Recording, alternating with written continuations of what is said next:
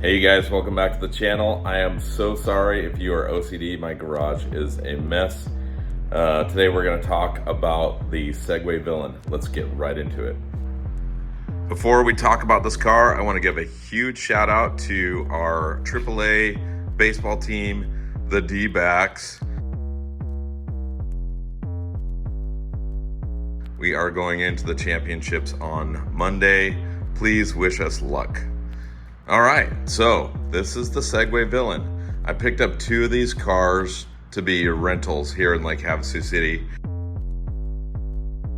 This is a Segway Villain. It is about 105 horsepower out of the box. It is 1000 cc and it looks kind of like a Can-Am. I bought it from Track to Trail in South Dakota, and he delivered them to my doorstep. Couldn't have asked for a better experience. And it was under $40,000 for the pair. So you cannot beat that. One thing that I love about the car, which I'm gonna point you to a video, UTV Action did a video on these cars about a year ago. And then UTV Sorce just did a video with Andy Eatwell from Rock Knockers, which I'm gonna order a pair of those. They go right here. And they did a good job. So I don't think I need to do any riding reviews on this, especially because I'm not gonna beat it up, it's a rental. But let's go over a few things. The suspension is very reminiscent of the Can-Am X3. And this is a 72-inch car. I went with 72-inch cars. They do make it in a 64-inch car, and it's about a $2,000 difference. It does have a front skid plate and a winch. So I think at, that $19,000 value, that's pretty cool. I'll show you something neat about the winch. You have a hardwired remote, and you have a wireless remote for the winch. I'll go over the toolkit in a little bit too.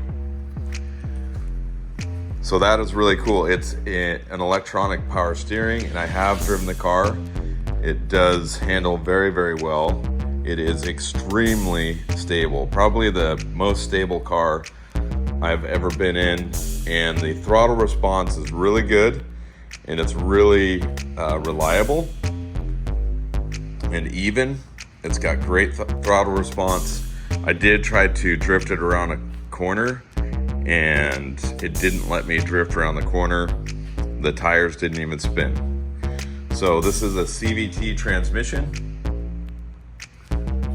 and I like that it comes with the tree kickers.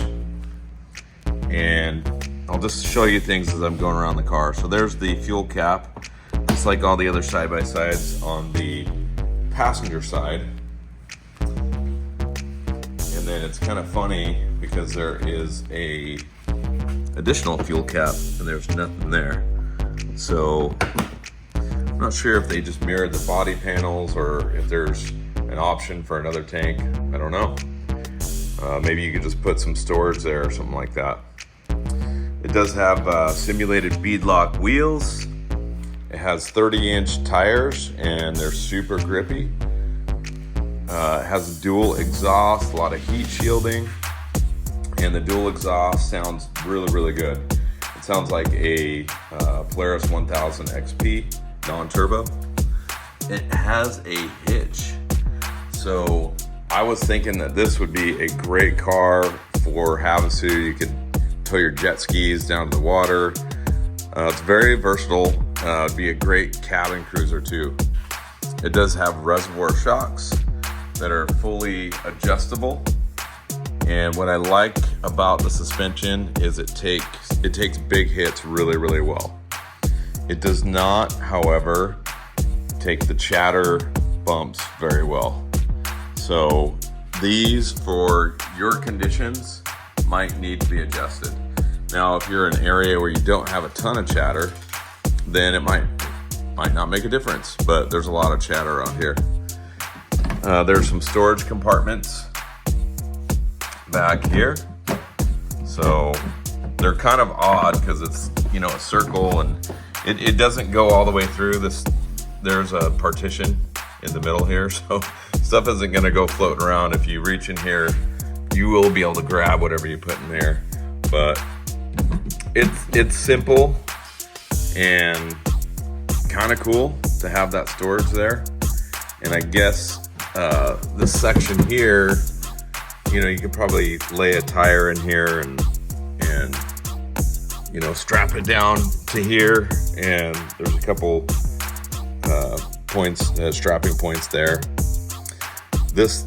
I've already washed this car. It drains really well. That's one thing that drove me nuts about the Pro R, is they had a drain in the back of the bed that was about the size of a pencil, and the thing would never drain out. Let's go inside the car a little bit. They do have a metal handle, so you just pull that metal handle up. Now you're in the car. It's a half door, if you want to call it that. It does have retractable seat belts. They are automobile style, so they're really easy. This has an e-brake. I don't know what I'm gonna do with that, because I don't want people pulling that thing, but it's kind of interesting. It's like a 80s Toyota Corolla or 90s Toyota Corolla. It has a 12-volt plug and 2 USBs. Keep bringing us that stuff, UTV companies. We like that stuff. It has 2 cup holders. This thing is really stout. This is for your passenger when they get a little scared, but it's super, super stout. So this thing has a massive glove box. I don't know of any other glove box that is this big in the UTV industry. It has a little rubber keeper on it. Kind of hard to do with one hand, but it's got a little rubber keeper on it. There are floor drains in here. Again, I washed this car. Everything drains out really, really nicely. It's got a cavity behind the dash there for a radio. I think I'd install the radio there. And let's go over the toolkit real quick. So, you know, you got kind of like a tire iron.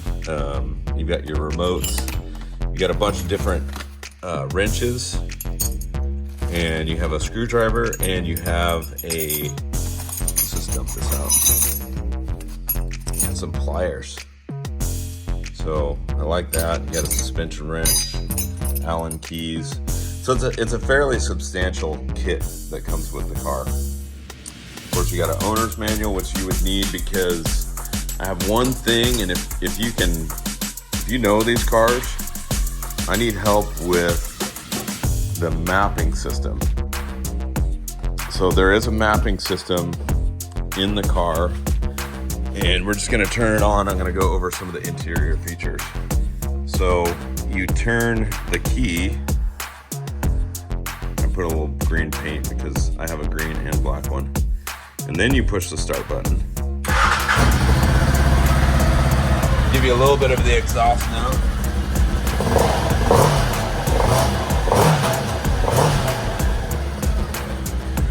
Not too bad. Got a little startup screen.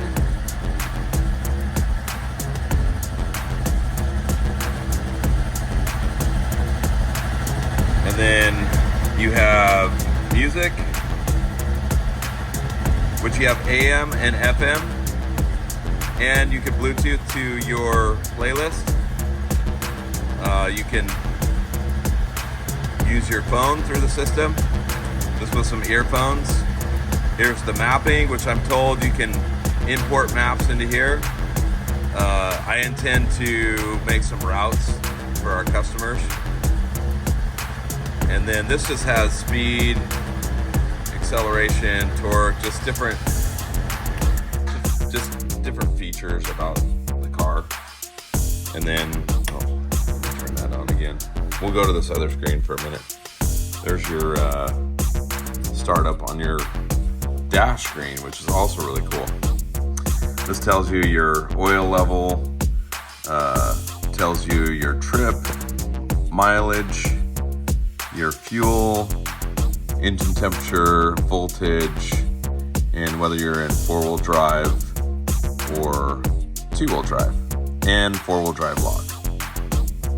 Also tells you what gear selection you're in, which is really cool. This 4-wheel drive system is interesting. So since the car's on, you'll be able to hear this. So we just went from 2-wheel drive to 4-wheel drive, which shows you right here. And then we're gonna go into 4-wheel drive lock. So now we are locked. If we want to unlock, we hit that and then push this back, then back to 2-wheel drive. You have high and low beams, and then you have some running lights. You have a horn, which is cool, and I do not know what these buttons do. Put it in the comments if you do. You have hazards, and then you have 4 knockouts down here and 2 additional knockouts here. So you have a total of 6 more accessories in the knockouts that you can add. Under this panel is your fuse box, and it's pretty easily accessible. I'm not going to pull it off because it is kind of hard to pull off, and then when you put it back on, there is a total of 4 tabs that have to line up before you can pop it back into place. I like the carbon fiber accents on this, and this car is really growing on me. The roll cage is substantial for the price, and again, this car is about 20 grand. I've heard that the 2025s are going to be like 21,000, so they are going up a hair in price. They do look a little funny, like Darth Vader's helmet, but I kind of like this green one over the black one just because of the accents on the doors. You could always pull some of this stuff off and paint it. Comes with tree kickers, so, and a full roof. I mean, for the price, it's a very substantial car. It's kind of a risk, you know, buying a car that I've never driven before, but after I drove it, it's very, very stable. I can't complain about this car. So please let me know what you think in the comments of this Segway Villain. I think that the car market is getting shaken up a little bit by cars like this, and cars like this will allow people to get into the industry and have some fun. These cars are kind of becoming known for being little rock crawlers. So, you know, 20 grand, beef up some of the A-arms, stuff like that, put some guards underneath to protect your A-arms. You're not going super fast. You can put bigger tires on these things and have a ball. So, and you're not spending 50 grand like buying a Maverick R or Speed UTV or some of the other the Pro Rs. And you know, when you get really serious about the sport and you're willing to spend that kind of money, it's worth it. It's worth it to spend the extra money. This car does not do what those cars do. It's not capable of it. And if you start putting a turbo on these cars, they are not going to be reliable. But one of the reasons why I bought this car is because they just had 0 reliability issues. They don't have a ton of power. I think it's going to be a great rental. People aren't going to get in a lot of trouble with these cars. Thank you guys for watching. Please like and subscribe, and please let me know what you think about this car.